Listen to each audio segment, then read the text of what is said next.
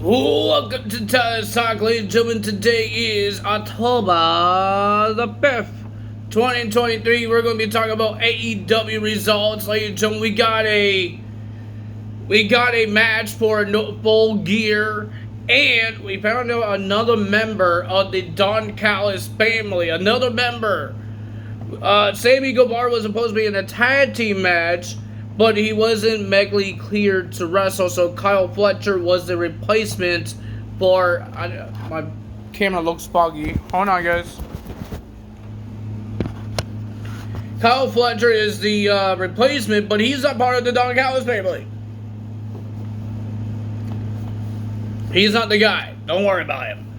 Ladies and gentlemen, we had the MJF segment with the Bullet Club Gold. They come out, talk about Jay White getting attacked, and they don't believe that MJF didn't do it. Because MJF says he didn't do it. He says somebody stole his mask. And ladies and gentlemen, the Bullet Club Gold called out MJF, and MJF says a whole bunch of words and all that stuff, saying that he didn't do it. And ladies and gentlemen, if those guys want to fight, MJF will give them a fight. So he came down to the ring, and then, ladies and gentlemen, when he got into the ring, the rest of Bullet Club Gold ran away like a bunch of babies, and then behind Mr. MJF was Jay White, laying out Mr. MJF, and then he stole the World Heavyweight Championship, and then he was on the stage and he said some words, and then he says, how about you face me at Full Gear, I forgot the dates, at Full Gear for the World Heavyweight Championship. And ladies and gentlemen, MJF accepted the match, and that's what we're going to have. We had a backstage segment with MJF having an interview with Renee Puckett, whatever her name is now, talking about his world title and what happened earlier. And ladies and gentlemen, and Max Caster just came out and started massaging MJF's shoulders. MJF is getting really annoyed of it, and he's called him a stalker because Max Caster was posting weird Twitter posts on Twitter. I haven't seen it. I don't go on Twitter very much. So, yeah. Or X, whatever you want to call it. He called it Twitter. I think everybody still calls it Twitter, not X. People call it Twitter. I know the name is X now, but not Twitter anymore. But people still call it tweets and Twitter. So we got our first match for Full Gear. And we had Adam Cole and Roderick Strong video package. Well, ladies and gentlemen, the first time they tried to show us, they had a audio problem. We couldn't hear it. So they showed us the audio problem one first, and then they showed us the real one where Adam Cole got a surprise from Roderick Strong, a scooter for injured knee guys that you could put your leg on this cushion, the cushion thing, and you could roll like a scooter. So he was happy about that. They were riding around the house. This is Roderick Strong's house. They were rolling around in his house. And then, ladies and gentlemen, Adam Cole says, okay, I have to go. You said there's an emergency. You called me here for emergency. And Roderick Strong says, yeah, I need you to move furniture. But how is Adam Cole going to move furniture when he only has one ankle? You need to lift up with your legs. And so he moved a couch, he moved a table, while the Kingdom and Matt Taven playing with a toy giraffe. What has these guys done? Oh, we've been there for Roderick Strong. What have you done for Roderick Strong? You're talking about bad friendship with Adam Cole, and you guys have done absolutely nothing. You guys are worthless. But Adam Cole was about to leave, and he says, I had to get this ankle surgery, but Roderick Strong says, you can't leave because I have more things. You need to help me with more things. Roderick Strong is taking this best friend thing a little too serious, and he's taking advantage of Mr. Adam Cole. Because when MJF tried to call Adam Cole, he did not answer because he's helping Roderick Strong. Roderick Strong has a problem. You have two friends there that could do things that doesn't need surgery. Go ask them. Those lazy bums. Ladies and gentlemen, then we had the Adam Copeland segment, but that will be at the end because it was the end. Ladies and gentlemen, first match of the evening, we got Ray Phoenix versus Nick Jackson for the International Championship. And ladies and gentlemen, it was a pretty decent match for both of these guys, two high flyers. It was a pretty decent match, but Ray Phoenix had a back problem. He'd been having that, I think he got pulled out of the Wrestle Dream Tag Team, Fatal 4-Way Tag Team match because of the back problem. But now, ladies and gentlemen, he's wrestling with the back problem, and he still retains the title. Good job for him. He retains the title, and we found out his next opponent next Tuesday, on the Title Tuesday, it will be Ray Phoenix versus Jon Moxley. And we heard that Swerve Strickland will be versing Bryan Danielson next week for a number contendership to the TNT title. I don't know how they get a shot, but okay. Interesting. Well, ladies and gentlemen, we did get a return wrestler. I don't know if it's better than Johnny Gargano on Raw, but we got Griff Garrison had a match with Wardlow. Oh my god, the guy has long hair. I'm not used to it. The guy has a whole bunch of hair. I like the ponytail. And then he just destroys Griff Garrison with a whole bunch of power bombs, and he wins, and then he walks out. He went through the audience, and he walks out. I don't know. Wardlow's going back to this fighting jobbers. I'm not really excited. The guy been versing jobber after jobber every single time. He had a TNT title run, but not the best run. So I'm not really excited right now. I'm more excited for DIY making the return. Reunited instead of frickin' Wardlow. I'm sorry. Ladies and gentlemen, then we had the Acclaim versus Butcher and the Blade and Kip Sabian in a trios match. Not for the trios championships. But ladies and gentlemen, even the fans was a little dead on this one. But ladies and gentlemen, the winner of that match was the Acclaim, getting the win. Max Caster, Anthony Bowens, and Mr. Billy Gunn. Nothing really happened in there. Then we have Chris Jericho and Kenny Omega versus Takeshita and Kyle Fletcher. Like I said, Sammy Guevara was supposed to be in this match, but he wasn't medically cleared to wrestle. So, ladies and gentlemen, this is how they lost. Takeshita and Kyle Fletcher is because Kyle Fletcher is not part of the Don Callis family. So they lost to Chris Jericho and Kenny Omega, but Don Callis was yelling at him. He got off commentary, went on the ramp and started yelling at him, and then when they turn around, there's Powerhouse Hobbs. Clotheslining them out of their boots. And then, ladies and gentlemen, he had his main focus was on Kenny Omega. He fought Kenny Omega over the barricade for a couple minutes. I think this took a long time for this brawl, for this beatdown. Like, really, it took really long. And I guess Takeshita was attacking Chris Jericho. Every time the camera saw Takeshita in the back, he's just standing there. He wasn't really attacking Chris Jericho. So I don't know what you guys say. He was just standing there. And Don Callis didn't know what to do. Look at Kenny Omega getting beat up or watch Takeshita just stand there. Oh my god.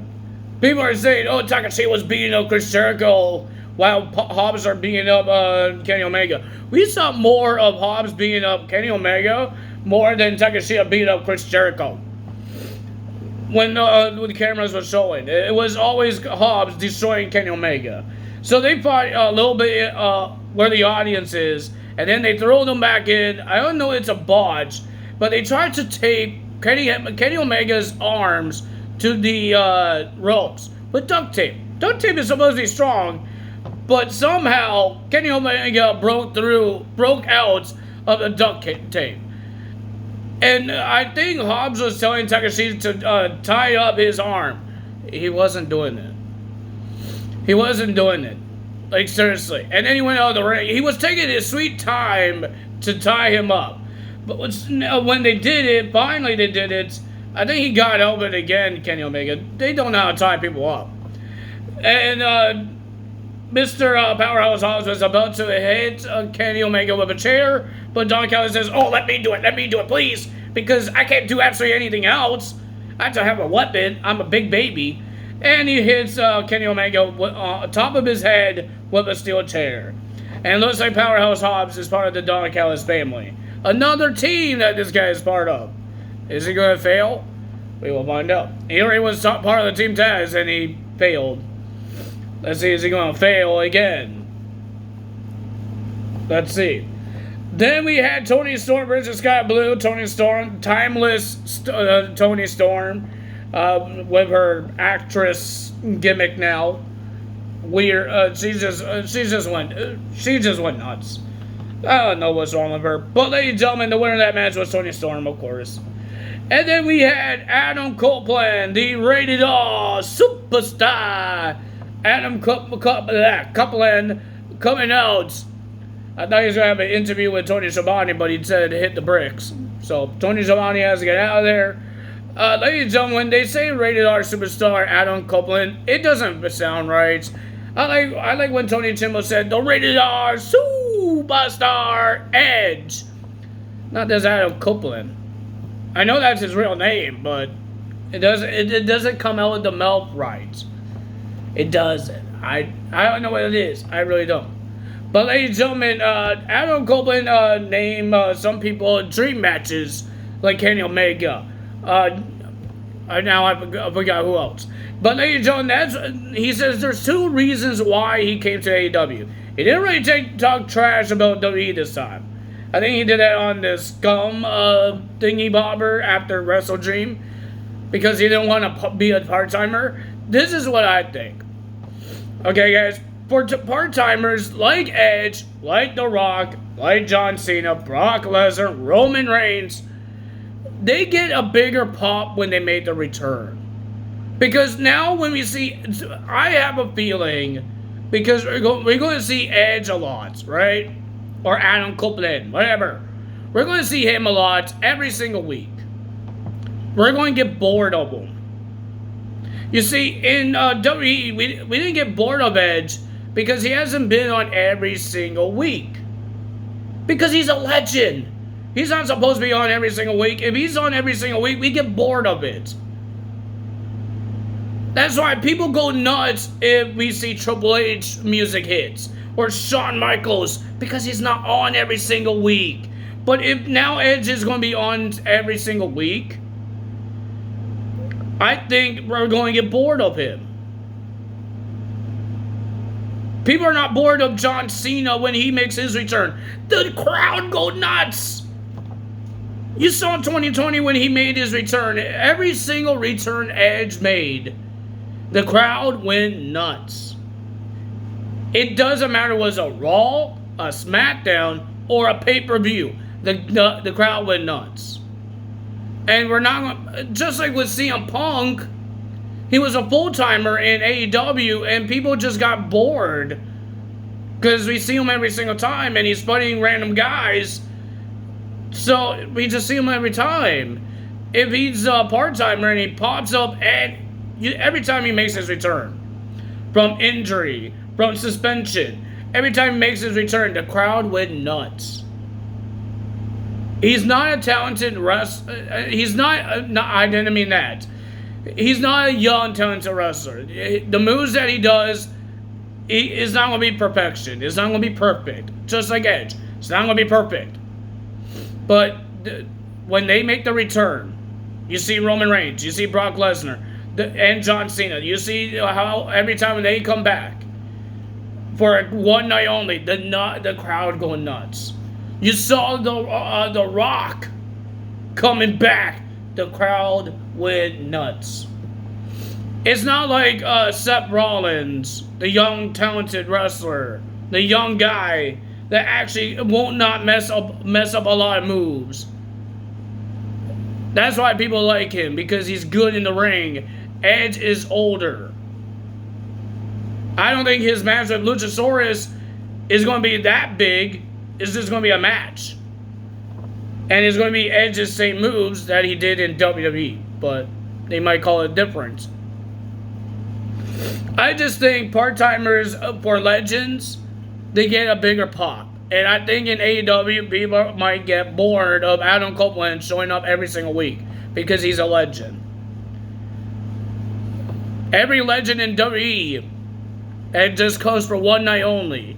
Even Rob Van Dam, even Kurt Angle, when they come on that one night only, the crowd go nuts. They don't get bored because it's a surprise. Because they're not currently on the roster, so they won't know that when Kurt Angle, only if they tell us that he's coming there. But then everybody will go nuts. I think people are going to get bored of Adam Copeland being on AEW. Sometimes I get bored of Christian Cage is on. Who else is a legend that's always on AEW? I have no idea. Ain't because I get bored of them. Because they're legends, like they're supposed to be doing that. See, I get bored of the Hardys. I'm not a big fan of the Hardys coming out because we see them like almost every week. But when they make the return, people love it. But ladies and gentlemen, Adam Copeland talk about the dream matches that he could have in AEW, the new faces that he could face, and then ladies, I think CM Punk did the same thing. And then he talked about why he came to AEW, why he made the decision. He talked to his family. Technically, he did not say his wife. He said his kids, and he says he asked his kids, should he retire, or do this? And then his other daughter said, do something that you will be happy with, and that's what he did. But he said, and then he said his daughter says, how about you work with Uncle Jay? I didn't know who Uncle Jay was until he said it was Christian Cage. So Christian Cage, he says, that's what his daughter said. And he called out Christian Cage. And Christian Cage with a smug look when he came out. And then Edge says, we should end our careers together as a tag team. The fans are nuts about it. They want to face... Well, Adam Copeland wants to face the Young Bucks, FTR, all of those tag teams, but he wants to end his career with his best friend, Christian Cage. Christian Cage didn't say much until he gave Adam Copeland a hug.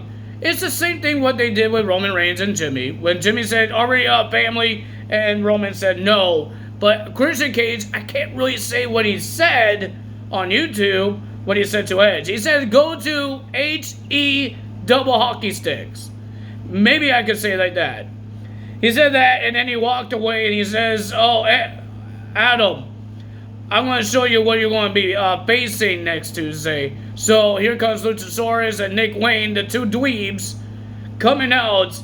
And I guess after the show, Edge, Adam Copeland did spears on both Nick Wayne and Luchasaurus. That was after the show. So, like I said, I think we might get bored because every return that he had in WWE, the crowd went nuts. I think when every city and every country sees Adam Copeland in AEW, we might get bored. Just like with CM Punk. If CM Punk does come back to WWE, I'm hoping he's a part-timer. And if they need the crowd to go nuts for a big pay-per-view like WrestleMania, they could use CM Punk. That's what they need to do. That's what they did with John Cena. That's what they do with The Rock. That's what they do with Triple H and Shawn Michaels. They are top guys as well. But they don't show up every single week. We know Shawn Michaels and Triple H still works for WWE behind the scenes, but still, they show up, the crowd goes nuts. And that's what Edge does as well. But Edge doesn't want to do that. He wants to wrestle every single week. Okay. Let's see how it goes. I just think it might people might get bored because you're a legend. And the legend is going to be wrestling every single week. WWE doesn't have a whole bunch of legends fighting every single week. John Cena doesn't wrestle every week. Yeah, he signed a contract to be there for a couple of months. I don't know he signed a contract. I think he's agreed to it. to be there for a couple of months, but he's not going to be there to wrestle every single week. He hasn't wrestled a match on TV on SmackDown since he came back. He's having his first match back on Fastlane. That's not a SmackDown. He showed up, he got himself beat up, and he beat up Bloodline, but he never had a match. He had a match, dark matches on SmackDown against Montez Ford, and I forgot who was the other guy. I think it was Dominic Mysterio, wasn't it? I know you've heard of somebody else. I know there was a second guy. The last 2 weeks he had a match on the dark side. So yeah, that's what I'm saying, but I could be wrong, I could be right, I don't know, we will find out. Give it a couple of months, see how it is that we see Adam Copeland every single week. I think he deserves to be on part-timer. That's how he gets his, make the fans go in rock. So, that's what I think. I could be wrong. But ladies and gentlemen, if you guys enjoyed this video, hit the like button, leave a comment below, hit the subscribe button, hit that notification bell. We are so close to Fastlane this Saturday. Not tomorrow, but the next night. Like I said, there's no Impact Wrestling results for tomorrow. I'm trying to do something new. I will be watching the show. I might do a little, like, big things. If they have big things about Bound for Glory, I will put it on my list. But I might not tell you guys everything that happened in Impact Wrestling. Like, maybe I will put Impact Wrestling with SmackDown results. Maybe. Because I think I will do a result video on Bound for Glory, but Impact Wrestling, I want to try something new. Maybe the big highlights. Or maybe the big matches that they have, I put in my list, and I will talk to you guys about it. But right now, I don't know the matches, and we will find out what's happening there.